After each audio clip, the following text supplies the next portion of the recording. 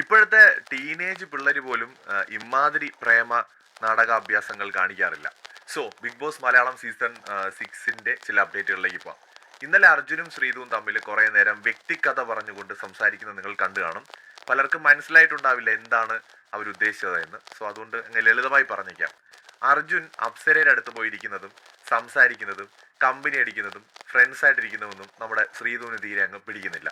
അതുപോലെ തന്നെ ശ്രീതു സിബിന്റെ അടുത്ത് പോയിരിക്കുന്നതും സംസാരിക്കുന്നതും സിബിൻ തമാശകൾ പറയുമ്പോൾ പൊട്ടിച്ചിരിക്കുന്നതുമൊന്നും അർജുന് ഇഷ്ടപ്പെടുന്നില്ല. ഇന്നലെ സിബിൻ ചോദിക്കുന്നുണ്ട്, നിങ്ങൾ തമ്മിൽ എന്തെങ്കിലും പ്രേമോ അങ്ങനത്തെ എന്തെങ്കിലും ഉണ്ടോ? അപ്പോൾ അങ്ങനെയൊന്നുമില്ല, 30 ദിവസം കൊണ്ട് എന്ത് പ്രേമം, ഞങ്ങൾ നൻപനും നൻപി എന്നാണ് പറയുന്നത്. അൺകണ്ടീഷണൽ ഫ്രണ്ട്ഷിപ്പ് ഒന്നുമല്ല, കണ്ടീഷണൽ ഫ്രണ്ട്ഷിപ്പാണ്. അതായത് ഇവരുടെ ഫ്രണ്ട്ഷിപ്പ് എന്ന് പറഞ്ഞാൽ ഒരാളടുത്ത് മിണ്ടാനോ സംസാരിക്കാനോ പാടില്ല. പൊസസീവ്നെസ് ആണ് അതിന്റെ മാക്സിമം. എക്സ്ട്രീം പൊസസീവ്നെസ് ആണ് രണ്ടുപേർക്കും. ഓക്കെ, അപ്പൊ അതുകൊണ്ട് തന്നെ അർജുൻ വേറെ സ്ത്രീകളോട് സംസാരിച്ചു കഴിഞ്ഞാൽ നമ്മുടെ ശ്രീതുവിന് സഹിക്കാൻ പറ്റില്ല. ശ്രീതു വേറെ ആണുങ്ങൾ തമാശ പറയുമ്പോൾ ചിരിക്കാൻ പാടില്ല. ഇതൊക്കെയാണ് ഇവർക്കിടയിലെ ആ ഒരു സ്പെഷ്യൽ ഫ്രണ്ട്ഷിപ്പ് എന്ന് പറയുന്നത്. സത്യം പറഞ്ഞാൽ ഈ മലയാളം ബിഗ് ബോസിൽ മാത്രം കാണുന്ന ഒരു വെറുപ്പീര് പരിപാടിയാണ്. ലവ് കോംബോ ഇടുന്നതിന് മുമ്പ് നൻപൻ, പിന്നെന്താ നൻപിയാ, ഫ്രണ്ട്ഷിപ്പ്, ആ സാധനം ലവ് കോംബോയാണ് ഉദ്ദേശിക്കുന്നത്. സംഗതി കവികൾ ഉദ്ദേശിച്ച അതാണ്, നിങ്ങൾക്ക് മനസ്സിലായിട്ടുണ്ടാവും എന്ന് വിചാരിക്കുന്നു. പക്ഷെ അതിന് മുമ്പേ ഒരു ഒരു ഉടായ്പ പരിപാടിയാണ് ഈ ഫ്രണ്ട്ഷിപ്പ്. ഈ മനുഷ്യർക്കിടയിലെ ഏറ്റവും മനോഹരമായ ഒരു റിലേഷൻഷിപ്പിനെ വളരെ വൾഗറായിട്ടാണ് പലപ്പോഴും ഈ ബിഗ് ബോസിലെ കണ്ടസ്റ്റൻസ് ചിത്രീകരിക്കുന്നത്. അതെന്തോ ആവട്ടെ.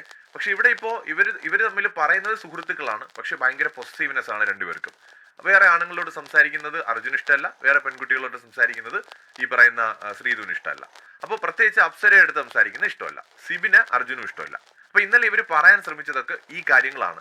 ഒരു വ്യക്തി മറ്റേ വ്യക്തിയുടെ അടുത്ത് വരുമ്പോൾ മറിച്ച വ്യക്തി അതുവഴി പോകുന്നു എന്ന് പറയുന്ന സാധനം അതാണ്.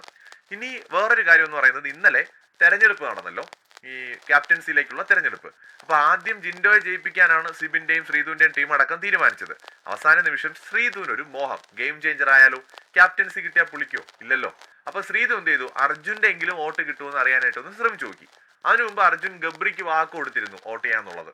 അപ്പോൾ സ്വന്തം ടീമിലാണ്, പവർ ടീമിലെ ആളാണ്. അപ്പൊ അവർക്ക് അവരുടേതായ ഒരു ഗെയിം ഉണ്ട്. അപ്പൊ അതുകൊണ്ട് തന്നെ അർജുൻ എന്ത് ചെയ്തു, ശ്രീധു ചോദിച്ചപ്പം ഈ ചെകുത്താനും കടലിനും ഇടയിലായി എന്നുള്ളതാണ്. ശ്രീധുവിനും കൊടുക്കണം, അർജുന് ഈ പറയുന്ന ഗബ്രിക്കും കൊടുക്കണം. അപ്പൊ അർജുൻ എന്ത് ചെയ്തു, വാക്കിന് ഇമ്പോർട്ടൻസ് കൊടുത്തുകൊണ്ട് ഗബ്രിക്ക് കൊടുക്കാൻ തീരുമാനിച്ചു. ഇത് ശ്രീധുവിന് അങ്ങ് ഇഷ്ടപ്പെട്ടില്ല. ഉടനെ തന്നെ നൻപൻ വോട്ട് ചെയ്തില്ല എന്ന് പറഞ്ഞുകൊണ്ട് നമ്മുടെ നൻബി ഭയങ്കര പ്രശ്നമായി, സങ്കടമായി, കരച്ചിലായി. തെരഞ്ഞെടുപ്പൊക്കെ കഴിഞ്ഞ് റൂമിൽ പോയി കമന്ന് കിടന്നു. അവിടെ അർജുൻ ആശ്വസിപ്പിക്കാനായി ചെന്നപ്പോൾ അർജുനെ വേണ്ട വിധത്തിൽ പരിഗണിച്ചില്ല എന്നാണ് അർജുൻ പറയുന്നത്. നൻബി പിണക്കത്തിലായിരുന്നു. അങ്ങനെ നൻപൻ വളരെ ഇമോഷണൽ ഡാമേജ് ഒക്കെ പറ്റി അവിടെ നിന്ന് ഇറങ്ങിപ്പോയി. അതിനുശേഷം പിന്നെ നൻപൻ ഒരിടത്തിരിക്കുന്നു, നൻബി അതുവഴി വരുന്നു, അടുത്തേക്ക് വരുന്നത് പോലെ തോന്നും, എന്നിട്ട് യു ടേൺ എടുത്ത് പോകുന്നു എന്നാണ് നൻപൻ പറയുന്നത്. താൻ എടുത്തത് യു ടേൺ അല്ല എന്നും താൻ റിവേഴ്സ് ഗിയറിലാണ് പോയത് എന്നും നൻബിയും പറയുന്നു. അങ്ങനെ നൻപനും നൻബിയും നൻബീസ് കളിക്കുകയാണ് അവിടെ. എന്താണെങ്കിലും ശരി, ഒരു ലവ് ട്രാക്കിലേക്കുള്ള ഒരു ചുവടുവയ്പായിട്ട് തന്നെ കാണാം. കുറെ ദിവസമായി ഇത് തുടങ്ങിയിട്ട്. കാരണം ഇപ്പോൾ ഇവര് ദിവസം എണ്ണി ഇരിക്കുകയാണ്. 30 ദിവസത്തിലൊക്കെ സെറ്റായ ആൾക്കാർ എന്ത് വിചാരിക്കും, ഒരു 50 കഴിയട്ടെ എന്നുള്ള രീതിയിലാണെന്ന് എനിക്ക് തോന്നുന്നു ഇവരുടെ കോൺവെർസേഷൻ കണ്ടിട്ട്. അതായത് ഇതൊരു ഫ്രണ്ട്ഷിപ്പായിട്ട് എനിക്ക് ഫീൽ ചെയ്തിട്ടില്ല കേട്ടോ, എനിക്ക് ഫീൽ ചെയ്തിട്ടില്ല. ചിലപ്പോൾ അവർ തമ്മിൽ ഫ്രണ്ട്ഷിപ്പ് ആയിരിക്കും. ഈ പ്രോഗ്രാം കാണുന്ന ഒരു വ്യക്തി എന്ന നിലയിൽ ഇവർ ശ്രമിക്കുന്നത് ഒരു സൗഹൃദം ഡെവലപ്പ് ചെയ്തെടുക്കാനല്ല. ഭയങ്കര സിമ്പിളായിട്ട് നമുക്ക് അറിയാമല്ലോ, പ്രേമമാണ് ഉദ്ദേശം.